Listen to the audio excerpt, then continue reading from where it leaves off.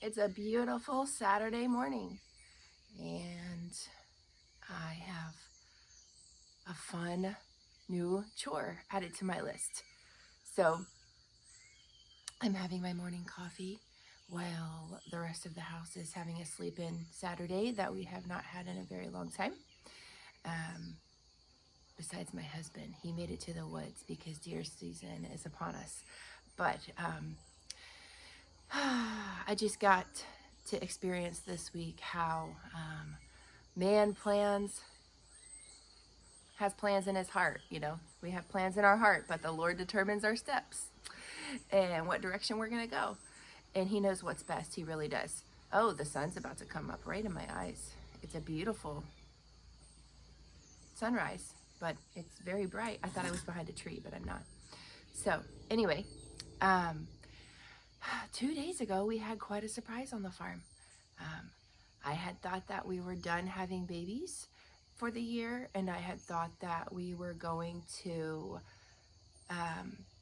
not have to milk until spring. I thought I was going to have a nice break and that I wasn't going to have to milk or any of that through mud season, and I thought that was the best plan. But the Lord knows it is profoundly good for me to have a routine. So 2 mornings ago, my children ran in the house telling me that there was a calf out near the feeder. So it turns out that my bull got my Jersey pregnant before we separated them. It was not my plan. I had decided I wanted everybody to have their babies at the same time, and that I was no longer going to go through with the plan to milk year round, that we would have a break through the winter and mud season, and then I wouldn't have to worry about some cows not coming in the barn and not understanding why they're not getting a turn, and these are the things we've had.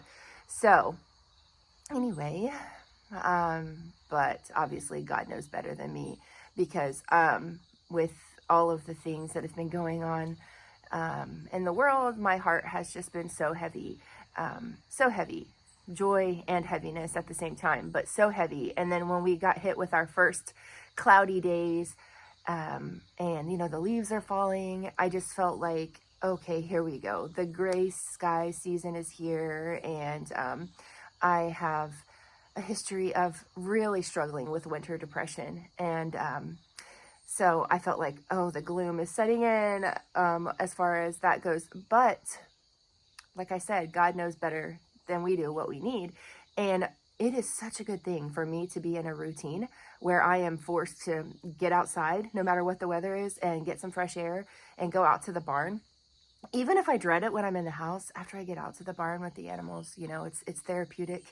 And also, we were already getting really sad that our milk fridge was empty and that we were starting to diminish our butter stash, because nothing at the store is like what we make here. So my cow may hear me outside. I was trying to hide away where she couldn't hear me. So everybody's carrying on. So I plan to share some of our new little calf, and she's exactly our goal and what we were working towards, because we wanted a white, I'm sorry, I just got a good message from my husband. Okay, I'm not going to share his news. But anyway, that's exciting. But the Lord just has so much favor on our life, because I wanted to have, ever since I brought this Jersey home and the bull that we have, a white Dexter, this is what I was after.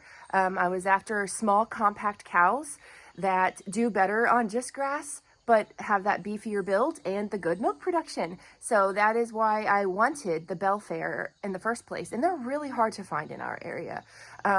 So I'm going to bring you along on my morning routine with the cows.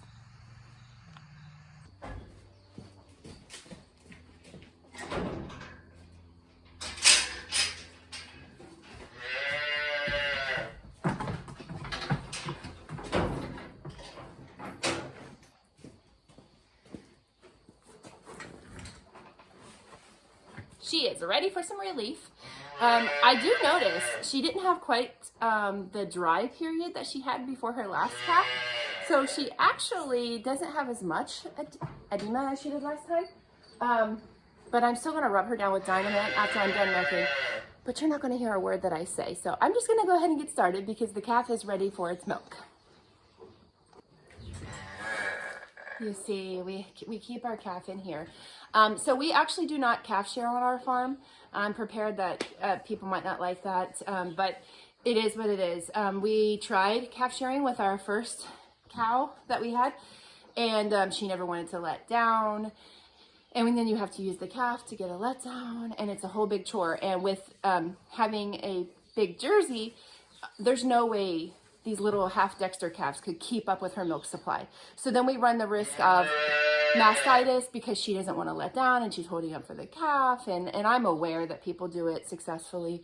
But the other bonus is, even though they're separated now, they get to be together much sooner because the nursing bond is kind of diminished. And we don't have to worry about her stealing milk. Oh, I spilled the beans. It's a little heifer. And we have named her Belle. So she's little baby Belle because she's our first white Belle fair heifer. So anyway, she is a little dream calf, and she's getting 3 bottles a day, and they're not exactly little. So she is not missing out on her mama's milk. She gets first dibs after I milk it out with my Melasti milk machine. And it works out because as soon as she's weaned, she can go back in with her mom. So it's really good. The only reason our other heifers this year are not back in with the rest of everyone is because should they come into an early heat, I don't want their dad to breed them. So they are still separate, but now they have another sister. So we had 3 white heifers this year. But this is our first white Belle fair. This is our first Jersey cross. So the first thing I do when they come in, if there were a bunch of mess, I would brush her off, but thankfully there's not. So I just take a warm soapy rag with homemade soap that I made, by the way, with cow milk. And I clean off her udder with this, all 4 teats. And then the next step is you strip out the milk in each teat, so you get anything that would have the highest bacteria count gets flushed out.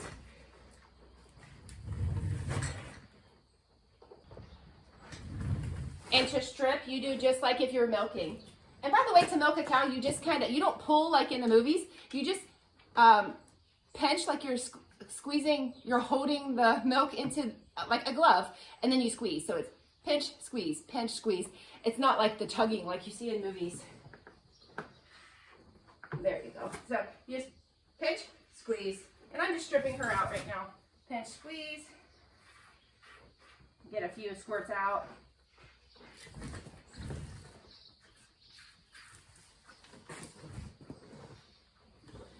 And then I do an extra step. I go ahead and I spray iodine. I used to not do this, and it might be overkill, but because I'm making cheese and things, and I've had some failed cheeses, I want to do everything I can to make sure the product I'm taking in the house is sanitary. So I actually put iodine teat dip in a spray bottle, and it's kind of like my rinse. So then I spray every teat with the iodine spray after I've wiped her with the soapy water, and then I just dry her off thoroughly and attach the machine. If you've never used a machine before, I have a Melasti milk machine and I love it. I was hand milking, which I enjoy the task of, but I started to get really bad carpal tunnel and it just became painful and less enjoyable. So anyway, to use a claw, it takes a little bit of a learning curve. So if this is your first time using one, you need to know that. It's not just plug it on there. You need it to build up suction. So you'll watch your gauge on the machine, and I can't do this once it's on, you won't hear me. But you need to fold down all of your, I can't think of the words now, all of the pieces that attach to the teats. You fold them all down, that way it can build up suction. And then what you're gonna do is when you get under her, you're only going to put one on at a time because you don't want it to lose suction. If you try to hold them all up at the same time, you're not going to have as well suction, and it's going to keep falling off of her. So I start with the furthest back away from me, and I attach it, and then I attach the other back teat, which you can't tell that that's what I'm holding right now. But anyway, and then I do the one that's nearest to me last. And I make sure it builds suction up after each one. It really isn't that complicated after you learn how to do it, especially if your cow holds still. My other cow, I have to do the cow can't kick bar because sometimes she's fussy. But thank goodness this girl does well. So I love this anyway. I will probably always have this on hand. Dynamite. If you've never seen it, it's incredible. By the way, it works on humans too. If you have a sore muscle or something, it has essential oils in it. It has mint and calendula and a eucalyptus. It's natural and good, but it feels so good. But anyway, I'm going to put this all over her udder right now to help get some of that swelling down in her udder. As you can see, I was almost out, and I was okay with that because I didn't think I was going to need to order more until spring. Looks like I'm going to be ordering more. It is expensive, but it's so worth it. This is what I mean by confusion. She got dried off, but she still thinks it should be her turn. So she tries to push her way in the barn. I didn't want to have to deal with this. So in the future, I will be more careful about separating the bull faster, just in case you're wondering.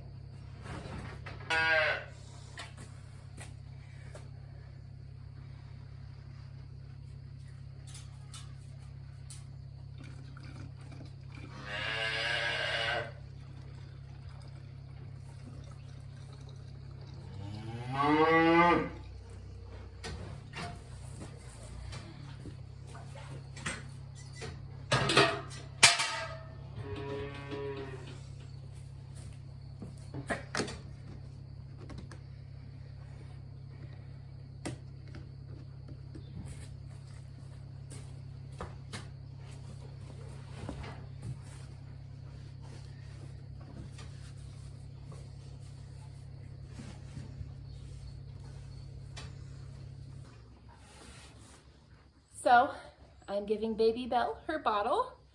Sorry about the ugly view of the old farm gate. But let's be real, we did not want to waste not one thing that they left here. When we moved our 5 acres to this 30 acres, there was a lot of old farm stuff that hadn't been used in 20 years. So we were quite excited to reuse whatever we could. The new gates are around the pasture that we just put up this summer. I took a big long hiatus off of YouTube for most of the year. The start of the year we had some challenges. I had some health stuff going on and joint pain, just some things that popped up, and it took about 3 months to get to the other side of it. And 5 doctors later, 5 teams of doctors and nurses, nobody could tell me the exact cause of what I had. But I believe the Lord just absolutely healed it. It is gone. And then pretty much as soon as I was healed, we had to hit the ground running with 4-H projects and getting ready for our county fair and all that. And I was milking and making cheese, and it's a lot of work to make videos. I'm not very good at it, but I mean, I'm new, so of course I'm not very good at it, but that's not going to stop me from trying to just document some of what we have going on here, because if for nothing else, for us to look back at it and to remember how far we've come. It's a big deal. It's a big deal. We actually wanted to at our 5 acres, and I regret it. I regret it because I let fear of not getting it right and mean comments hold me back. But had I done that, I would be able to look back right now and be like, wow, look what we did there, and look where the Lord brought us. And we really feel like, you know, we were faithful with that, and so he gave us more. And so he's a giver. He's a giver of good things. And this is the reality of a bottle feeding calf. It's not cute, and it is cute. It's very cute, but it's pretty aggressive. You know how they tear up the udders. By the way, she has huge teeth. Our little Belle here, baby Belle, she has big teeth. She would be cutting up her mom's teeth, which is another reason we had encountered that sliced up teeth on our cows that take forever to heal. Which, by the way, you'll have adult cows that do that as well. because they will try to nurse on each other and yada yada. So I'm not just making excuses for what we're doing. What we do works for us, and it's okay if you like calf sharing and you prefer that. We are technically sharing. The calf gets first dibs at the milk, all the colostrum and everything right from its own mother. Well, when we were milking everybody, they just get from the mixed bucket, but we're not sharing because there's just one cow that had a surprise calf. And she's almost done.